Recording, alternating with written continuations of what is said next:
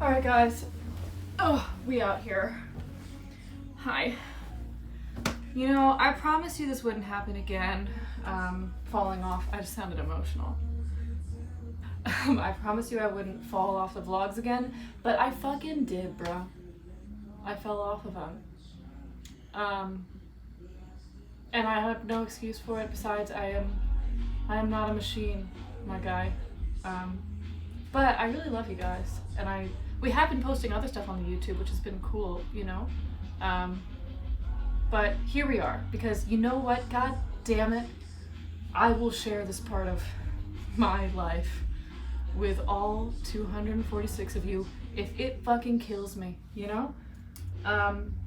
So basically I just got fucking yelled at because I saved this for the last minute, which is why I'm drinking a beer, because I'm heated. But I'm okay. I have a song, the next song, well, oh my god, I'm already fucking sucking at this. Next song is California Queen, which I'm really excited about. Beautiful ballad moment. Yes, we love it. Should be a vlog about that by now. Burping already, sick. Song after that is this song called Until, which is probably, it kind of got subbed in last minute, because I don't know, some things, life is fluid, life is fluids, and we kind of subbed this song in. It's a pretty new one. I only did it like a few months ago, and it's probably my favorite song that I've put out to date, just because, and it's a bit selfish because it's one that I have written and produced all on my own, which is something I'm trying to do a lot more of. I did that with California Queen too, but California Queen was more of like a ballad, so a little bit more like simple production. But this one, not actually, I don't want to say simple. That shit still took me like 17 hours to do. But Until it was just one that I was really proud of. I think a lot of these songs, I hit this weird target on Until that most of the time when I'm doing a production, it takes multiple really intensive sittings and I fucking suck at it, and I get frustrated and I want to like fucking quit halfway through, and then you know, step away and you come back and you figure it out. But this one, I kind of threw the dart of like starting this song, and that was probably the most bitch ass dart throw. It was like Salt Bay dart throw. But it was one of those moments where I just did it, and I didn't really know what I was doing, and I was writing it and producing it at the same time, and I just hit the dart just went through the fucking woods and bullshit and landed on a kind of target that like I didn't expect to hit, and 90% of the production or more was done that day of. Like the day I wrote it and produced it, I just managed to get everything done, and I was in a mood that day. Like most of the sounds, percussion sounds, it was all made on just banging on my desk. And I was just having fun with YouTube samples and stuff, and so it happened really quickly, and I think that's a really rare thing to have occur.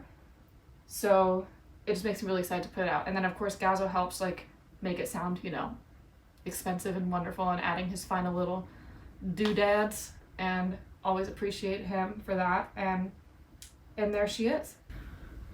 And away we go. Anyone watch Rick and Morty? No? Okay. This song is cool because it was kind of different across the board in terms of like the whole process was super easy. I mean, if you talk to any songwriter, they'll always tell you like the songs that were really quick to write. I don't want to say that quickness means goodness. It doesn't always mean that, but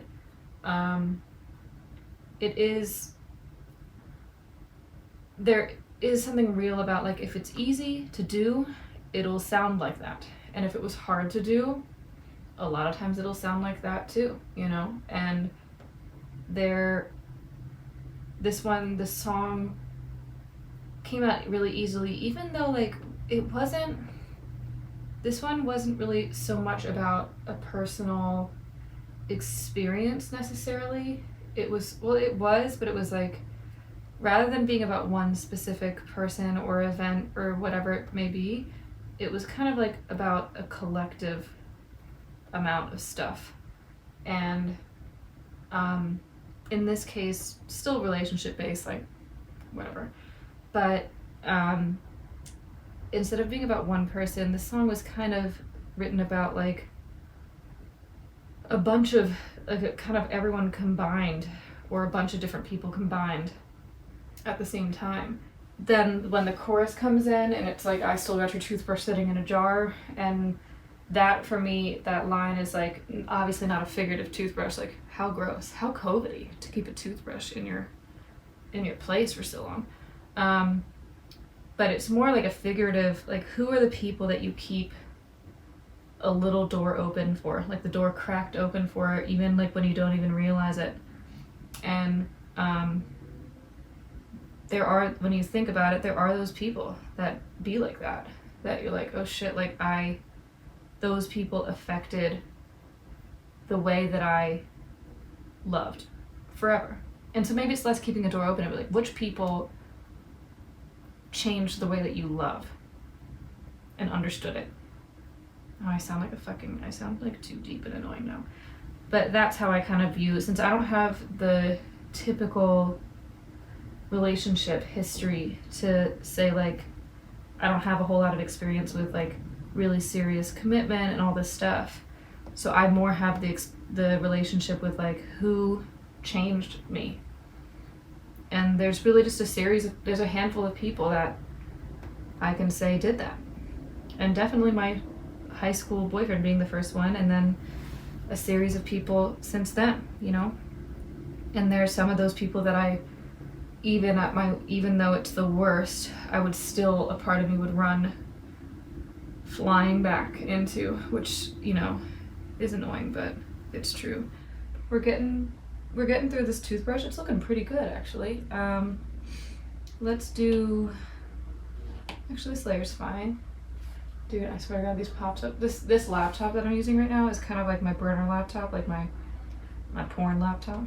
No, actually, in May or so, for my, oh my God, I don't even want to talk about it, but like last May for my birthday, so my birthday's coming up, I don't want to talk about what number it is. Well, it's whatever, we'll get to that. Maybe that's my next point of conversation. Last year for my birthday, I got myself a new computer, because I was working on this thing, which, this computer actually is a really good laptop. I got it in like 2015, and at the time I had a lot of cash because I was bartending at this place in Nashville and had so much money, was like wildly depressed, but had like so much money. And I was like, I went in there because I was at the point in my depression where I was just trying to buy my own happiness, you know how it is. I walked into the Apple store and I was just like, what's like the fucking highest power laptop you have? And they gave me this guy, and I literally pulled out a bunch of cash from my, oh my God, stop. What, my dude?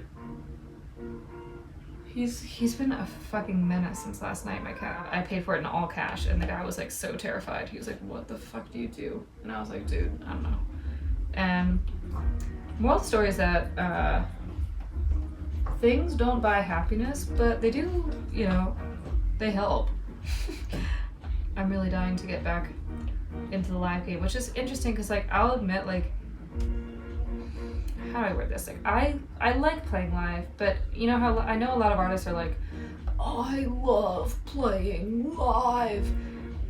I wasn't like, that's not like I think I love being locked in a cave studio writing a good song better than playing live. Like, there's some shows that have been really great and you feel connected and you feel like you connected with people in the audience. There's been some shows that I really didn't feel that way, and I've had to it's taken me a lot of work to get better at live. That's not the normal thing for my voice to do. It takes a lot of practice to make sure I'm not pitchy, and I get really nervous, which affects my voice too, and so it's just like a lot of things to work through. It's not like my natural gift. Okay, that looks pretty cool. I might thicken those lines here a little bit. But I think stepping away from it for as long as we've had to has actually kind of, and I think in general, like for me as a performer, to be like, okay, now that I haven't had it, I'm excited to have it back, and I think I'll have a even more respect and love for it going back to it, because I'll remember what it's like to have it, you know, taken away from you. Man, that's a fucking toothbrush right there, bro. That's just like, that's a toothbrush. There's something really nice and simple about that, but what is one other thing that I could add? Well, actually, let's do this. So, just to preserve, let's select this, duplicate it. Great. And go into this. We'll do a combine. It's kind of annoying that it does like that. And then make this a bit smaller, so it's like this.